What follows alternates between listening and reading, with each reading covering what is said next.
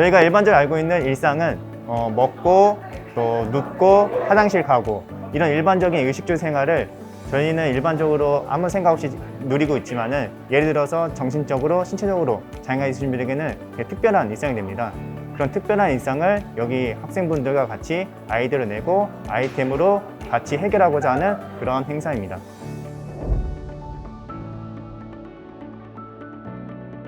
공감이랑 실용성이었습니다. 저희가 지금 청년분들이 같이 하고 있는데 나이를 먹게 되면은 노화가 되었고 근육이 쇠퇴하고 관절이 굳어지게 됩니다. 그래서 노화가 일어나면 자연스럽게 저희는 장애인이 됩니다.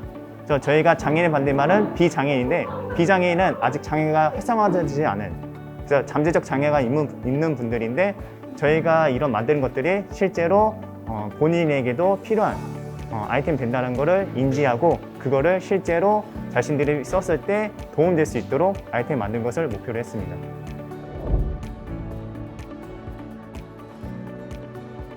저희가 누리고 있는 이런 당연한 일상이 다른 분들에게는 특별한 일상이 됐습니다.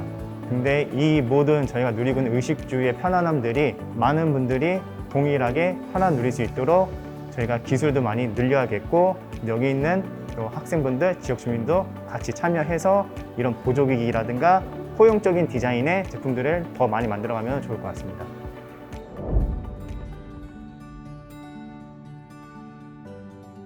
이번 일상혁신 메이커톤에서 일상혁신이라는 말에 꽂혀서 참여하게 됐는데요. 그들의 일상을 같은 시선으로 바라보고 그들의 삶에 혁신이 무엇이 필요할지, 일상생활에 무엇이 필요할지 생각해 보고 싶고 이제 제품을 만들고 싶어서 이 메이커톤에 참여하게 되었습니다. 제가 초등학생 때 저희 할아버지가 백내장으로 시력장애를 가지고 계셨는데 그때 많이 고통스러워하셨던 기억이 납니다. 제가 이번 기회로 좋은 아이디어를 내서 할아버지와 같은 시력장애를 갖고 계신 분들에게 조금이라도 도움이 될 수 있으면 하는 바람으로 참여하게 되었습니다.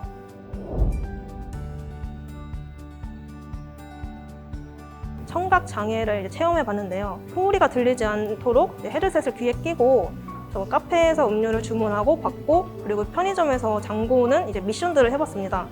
의사소통에 시간이 지체된다는 점, 간단한 의사 전달을 파악해서 인지할 수 있다는 점이 필요하다고 생각했습니다.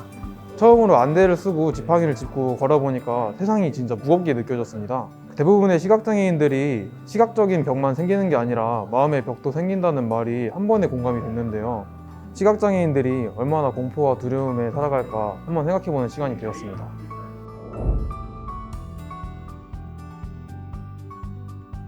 의사소통에 시간이 지체되는 것과 간단한 의사 전달을 받고자 하는 이 기능 두 가지를 저희가 일상생활에서 많이 쓰는 그립톡 안에 담아보자 라고 생각했고 이제 제품으로 구현하게 됐는데요.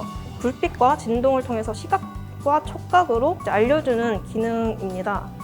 아무래도 위험한 상황에서 소리를 감지해서 본능적으로 피해야 되는데 그립톡 안에 있는 소리 센서와 통신기기가 큰 소리를 인식하고 LED와 진동 모듈에 신호를 보내주면은 불빛이 반짝이고 진동이 이렇게 흔들거리면서 그립톡으로 알려주는 것입니다. 그래서 그립톡을 쥐고 있으면 위험한 상황이구나 인지하고 이제 피할 수 있는 거죠.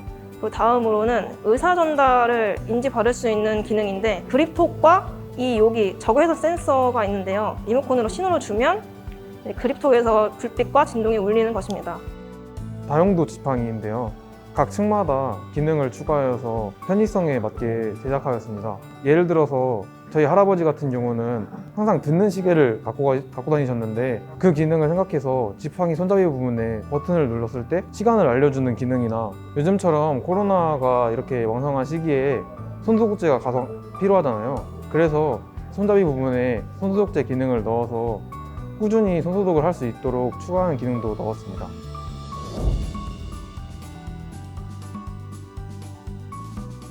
저희가 만든 제품이 완전한 제품도 아니고 완벽히 구현하는 것도 아니지만 이 과정 동안 팀원들과 함께 머리를 싸매면서 그들에게 필요한 것이 무엇이 있을까, 그들을 위한 기술이 어떤 것이 있을까 생각해 봤으므로 저희는 이 메이커톤이 끝나고 나서도 그들을 위한 제품과 장애인의 삶에 필요한 것들이 무엇이 있을지 더 바라보는 시선이 생긴 것 같습니다.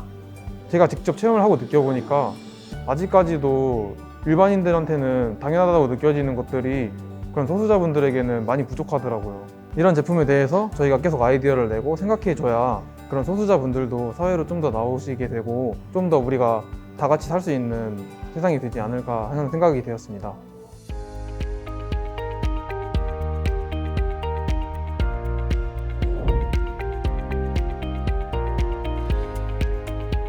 지금 참여한 학생들 중에 이제 장애인 당사자는 이제 없더라고요.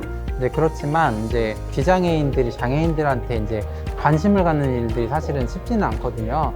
이제 그런데 이제 이런 행사를 통해 가지고 이제 좀 몸이 불편한 사람들에 이제 집중하고 그리고 이제 지금의 청년들도 나이가 들면 장애를 입을 확률이 높아지잖아요. 노년기가 될수록. 이제 그러면서 장애에 대한 이해와 관심을 통해서 뭔가 제품들을 만들어 보고 아이디어를 확산한다는 점에서 정말 괜찮은 프로젝트라고 좀 생각을 하고 있습니다.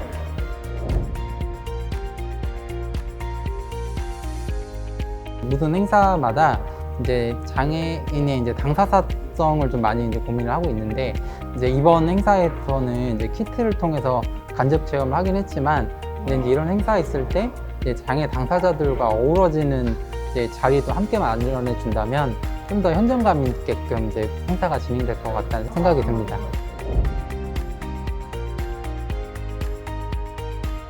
이 시제품들이 이번 행사를 통해 만들어졌고 이제 이런 시제품들이 이제 뭐 필요하다면 실제 제품으로 나와가지고 이런 아이디어에서 끝나는 게 아니라 실제로 당사자들이 그 제품을 사용해보는 단계까지 연계돼서 이제 학교에서 더 확장해서 지원을 해주면 더 좋을 것 같습니다.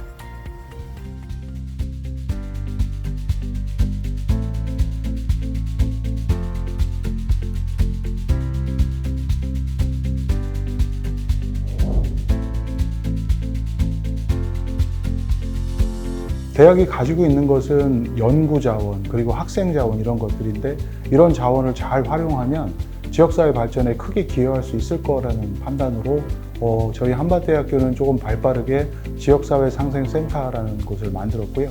그 지역사회 상생센터를 통해서 지역사회에 공헌할 수 있는 많은 방법을 연구하고 또 이제 실행하고 있는 중입니다. 그런 센터입니다.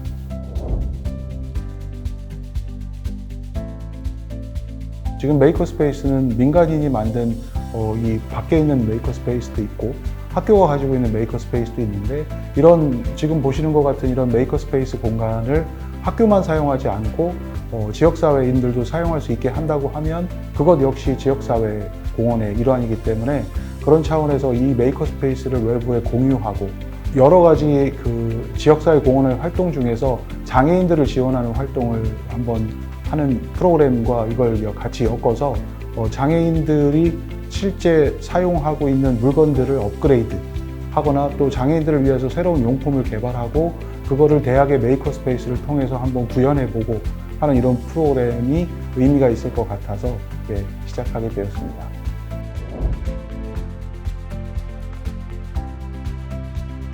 이건 어떻게 보면 한밭대학교 또는 우리 지역사회 상생센터가 앞으로 어떤 방향으로 대전시와의 지역사회 공헌을 할 거냐는 차원과 맞물린다고 생각을 하는데요. 이런 지역사회 공헌은 저희 한밭대학교만 하는 게 아니라 대전에 있는 많은 공공기관들이나 유관기관들이 같이 해요. 다른 이런 기관들과의 네트워킹을 굉장히 열심히 하고 있는데 아마 여기서 이야기되는 바에 따라서 우리 기관들이 대전시에 무슨 공헌을 할지가 결정되면 우리 한밭대학교의 역할이 아마 정해질 것 같습니다. 그럼 그 역할에 맞추어서 앞으로 우리 센터 또는 우리 대학교가 지역사회를 위해서 무슨 일을 해야 할지를 결정을 할 계획입니다.